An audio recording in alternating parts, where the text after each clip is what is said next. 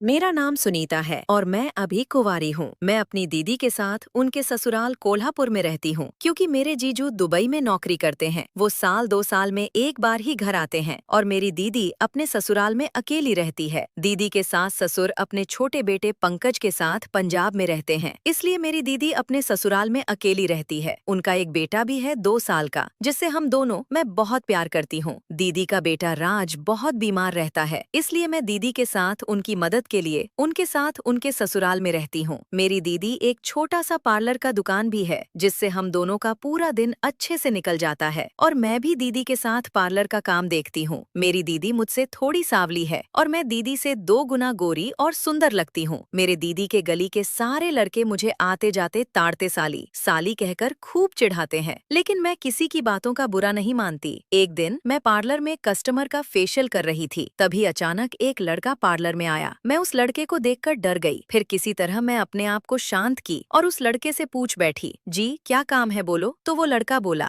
मुझे अपने बॉडी की मसाज करवानी है, क्या आप कर सकती है। उसके बाद मैं उस लड़के से बोली, नहीं मैं आपका मसाज नहीं कर सकती क्योंकि यह लेडीज पार्लर है, यहाँ सिर्फ लेडीज के लिए सारी सुविधा उपलब्ध है और लड़कों के लिए यहाँ कुछ भी नहीं है। उसके बाद वो लड़का बोला, लेकिन मुझे आपसे ही मसाज करवाना है। फिर मैं बोली, लेकिन मैं आपकी कोई मसाज नहीं कर सकती, आप जाइए यहाँ से, मुझे अपने कस्टमर का फेशियल करना है। उसके बाद वो लड़का चला गया। फिर मैं भी अपने काम पर लग गई। आज दीदी पार्लर पर नहीं आई थी, उनको थोड़ा काम था घर पर, इसलिए वो नहीं आई थी। मैं ही पार्लर का सारा काम देख रही थी। मैं पार्लर का सारा काम निपटा कर बैठी थी, तभी अचानक वो लड़का फिर से आ गया। मैं उसको देखकर फिर से डर गई और बोली, फिर से तुम आ गए। तो वो लड़का कहता है, हाँ मैं फिर से आ गया, सिर्फ तुम्हें देखने के लिए। फिर मैं बोली, तुम मुझे क्यों देखने आए हो। तो वो लड़का बोलता है कि आप मुझे बहुत अच्छी लगती है, इसलिए मैं आपको रास्ते में आते जाते हर दिन देखता रहता हूँ। मैं उसकी बातें सुनकर गुस्सा करने लगी और बोली, ये क्या बोल रहे हो, तुम मुझे देखते रहते हो और तुम मुझे पसंद करते हो, लेकिन मैं तुम्हें जानती नहीं हूँ और ना ही पसंद करती हूँ, जाओ यहाँ से, और हाँ दोबारा मत आना यहाँ पर। उसके बाद वो लड़का कहता है, लेकिन मैं तुम्हें बहुत पसंद करता हूँ, मुझे तुमसे प्यार हो गया है। तुम्हारी ये जो आंखें हैं मुझे घायल कर देती है और तुम्हारे ये जो होठ है बहुत ही रसीले हैं, जिसे मैं चूसना चाहता हूँ, और ये जो तुम्हारी फिगर है ये तो मुझे अपने आप को रोकने पर मजबूर कर देती है। मैं उसकी बातें सुनकर अंदर ही अंदर खुश हो रही थी और बाहर से गुस्सा दिखा रही थी। उसके बाद फिर वो मेरी चेयर पर बैठ गया और बोला,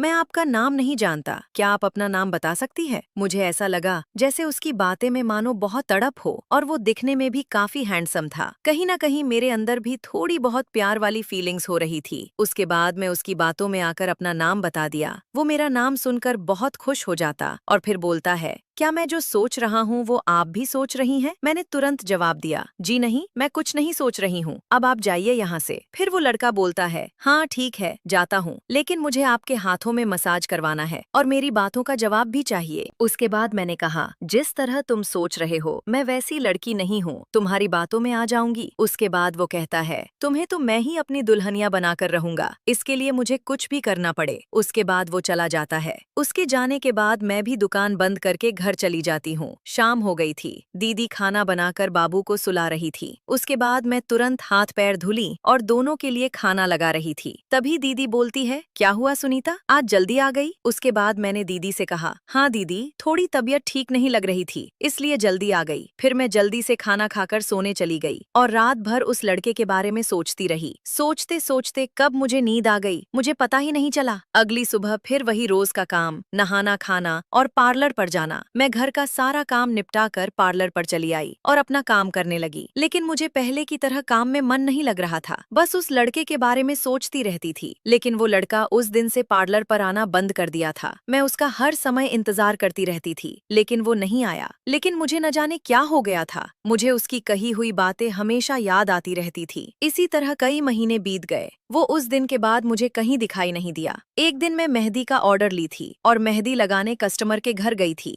मैं दुल्हन को मेहंदी लगाई और तभी मुझे अचानक वॉशरूम आ गई, तो मैं दुल्हन के घर में चली गई वॉशरूम यूज करने। तभी मेरी नजर दूसरे कमरे में पड़ी जहाँ पर एक लड़का लेटा हुआ था। मुझे ऐसा महसूस हो रहा था जैसे मैं इस लड़को जानती हूँ। मैं वॉशरूम से आई तो देखा 2 लोग उस लड़के को उठा रहे थे। मुझे अंदर से ऐसा लगा कि मुझे अंदर जाकर देखना चाहिए और फिर मैं कमरे के अंदर चली गई तो देखा कि वह वही लड़का था जो मुझे उस दिन पार्लर में मिलने आया था। उसको इस हालत में देखकर मुझे चक्कर आने लगे और फिर मैं दोस्तों अब यह कहानी यहीं पर समाप्त होती है। तो दोस्तों किस किस को ये छोटी सी कहानी पसंद आई मुझे कमेंट करके जरूर बताएं और हाँ अगर इसका दूसरा पार्ट चाहिए तो कमेंट में अपना नाम जरूर बताएं। तो दोस्तों जो भी हमारे चैनल पर नए हैं सो प्लीज हमारे चैनल को सब्सक्राइब करना ना भूले। तो दोस्तों हम फिर मिलेंगे नेक्स्ट पार्ट में, तब तक के लिए नमस्कार।